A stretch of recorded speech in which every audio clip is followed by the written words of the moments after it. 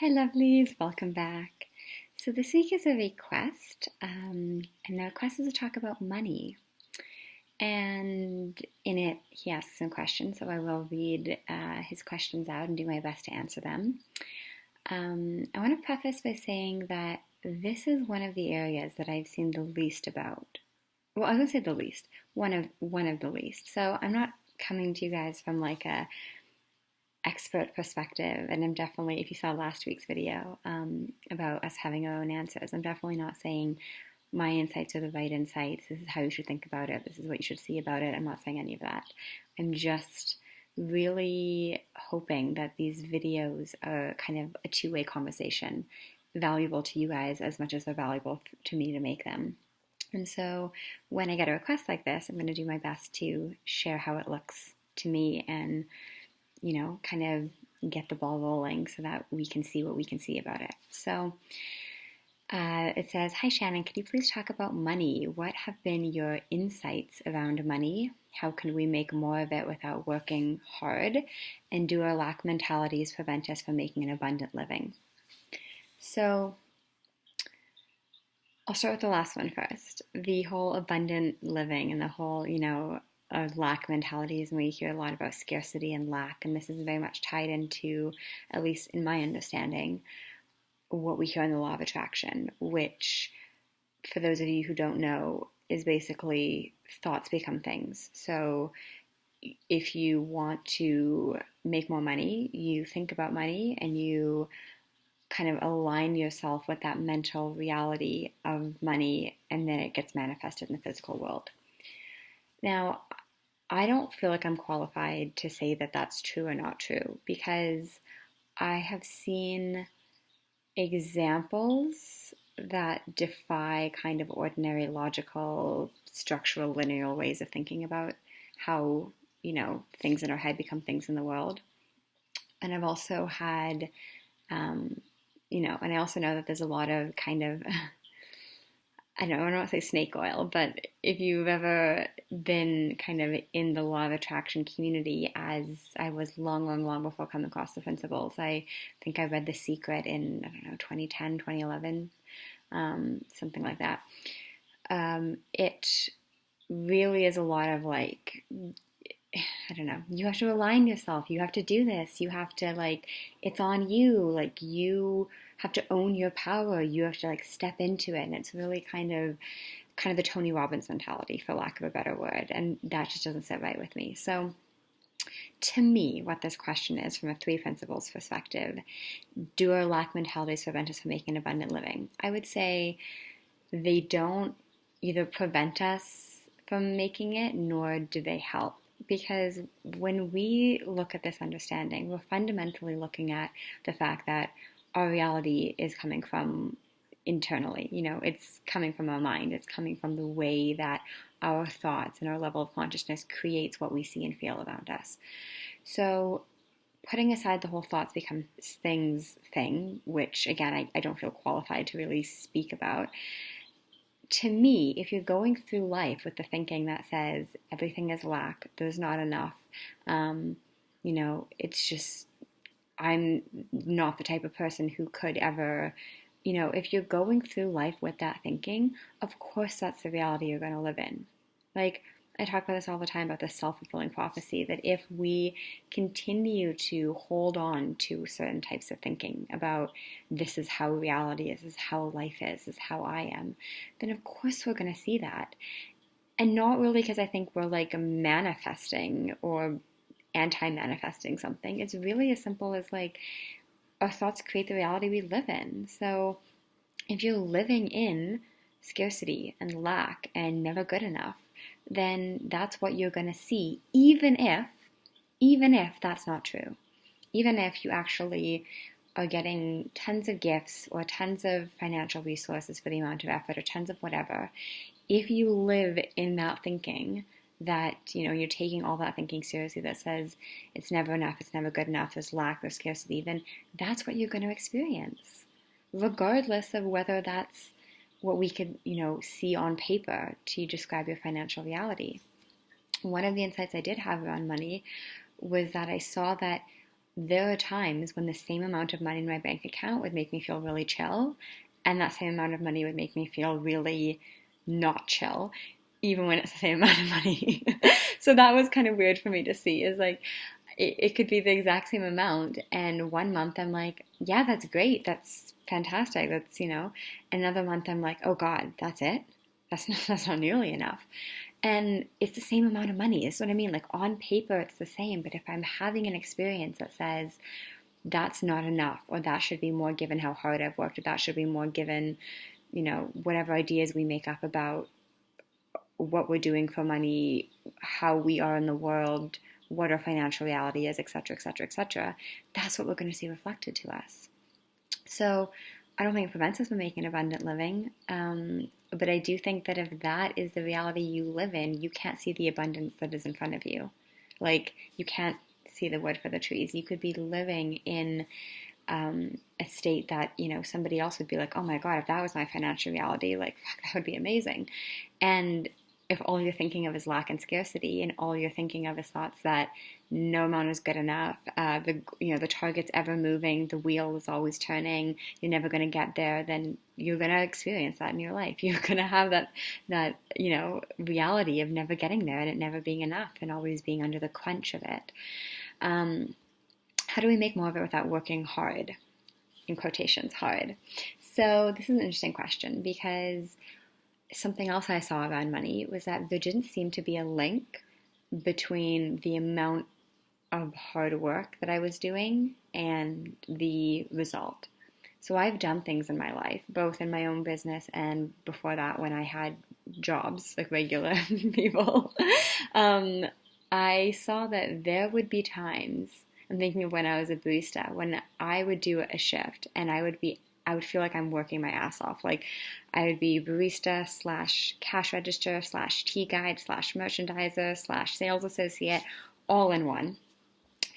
And I would finish one of those 5 or 6 hour shifts and be like, holy fuck, that was not worth the money. Like, I am exhausted and I'm making $10.25 an hour. Like, that is ridiculous.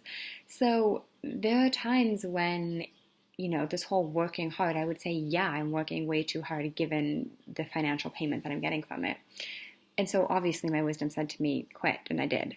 So this is kind of why I think this conversation is bigger than just money, because it really comes back to like our own wisdom is going to guide us best, which is why I made the video last week on your answers are within.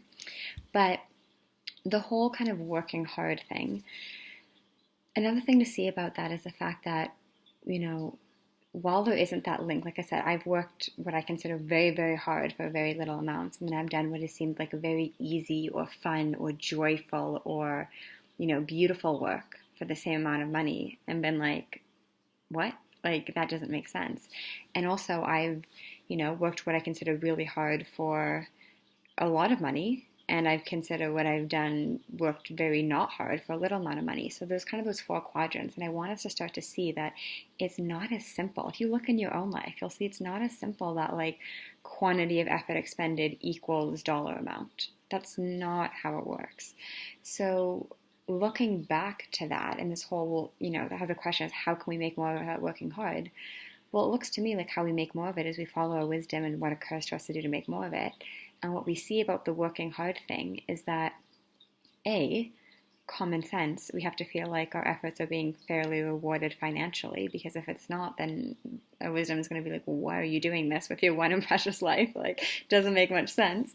And the other thing is that working hard isn't a function of the task at hand, it's a function of a state of mind. So going back to that barista job I had, there were days when at the end of the day, I would literally be like, fuck my life, why am I doing this? Like, this is not worth it.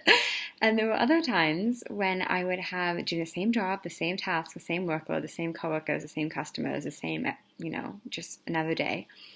And I would leave feeling joyful, and like that day was fun, and like it was interesting, and like it was a challenge.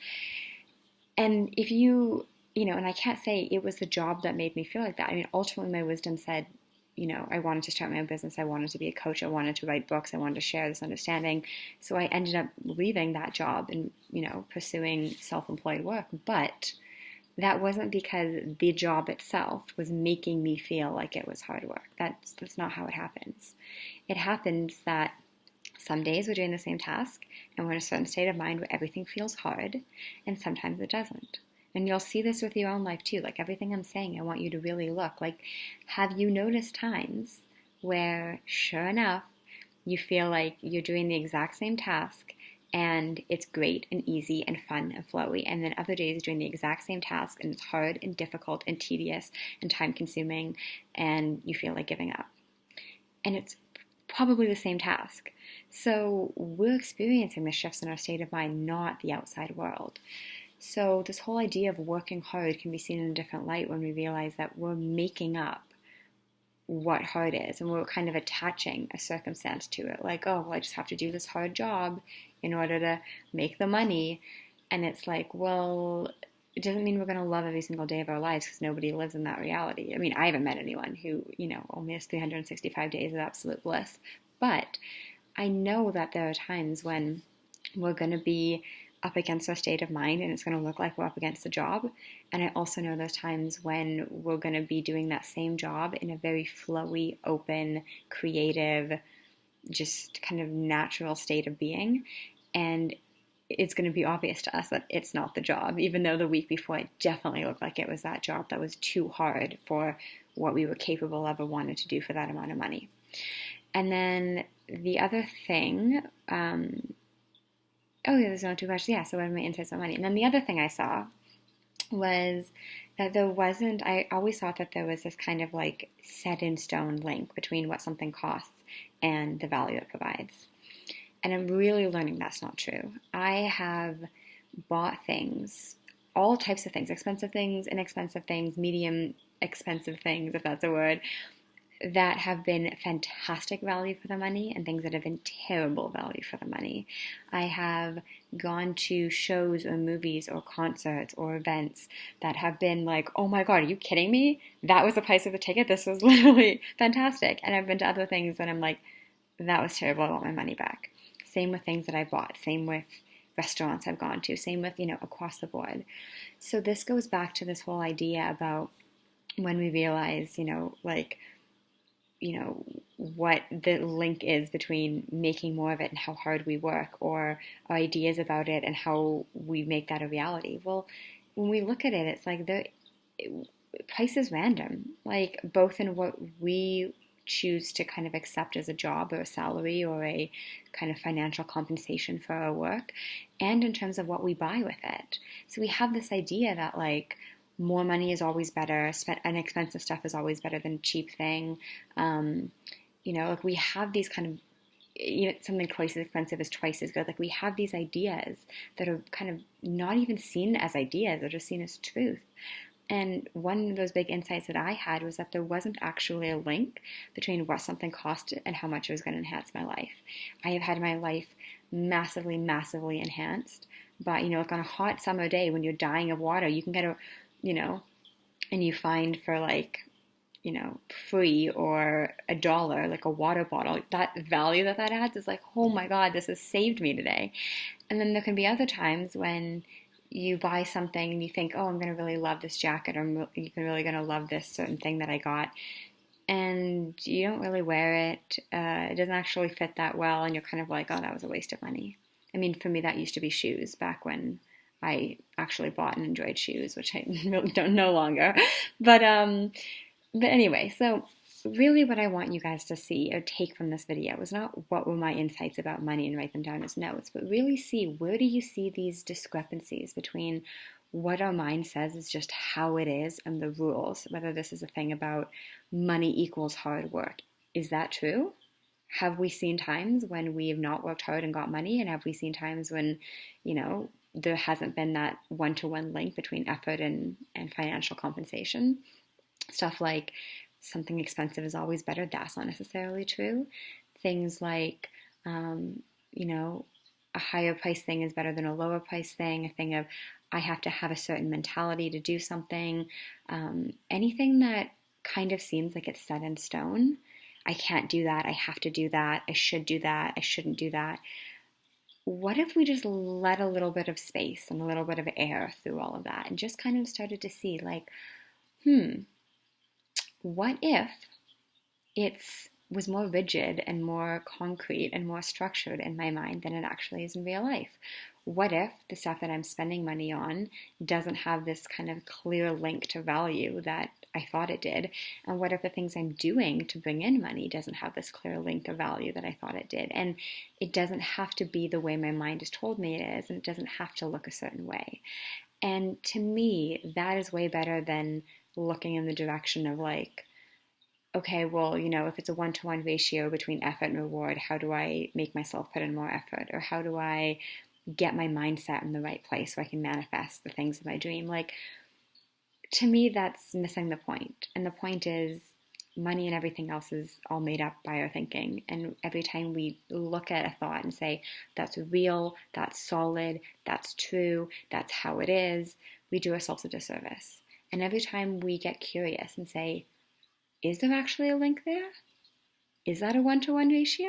Is that actually how life works? Is it actually how money works? Is it actually how jobs work? Is that how hard work works? Is that how value and pricing works? Like, when we actually let ourselves be open and curious, and that's when we see things. And everything that I have seen about money and everything I've seen about how, mindset about money and, working hard and making more of it without working hard, all of that has come by me being a lot less willing to take my thinking seriously and a lot more willing to see things that can surprise me. So hopefully this is helpful. As always, if you guys have any questions, requests, anything you want me to talk about, I love talking about them. So please leave those in the comments below. Subscribe if you haven't already. And I will be back with you next Friday. So take care, be well, and sending you guys lots of love. Bye.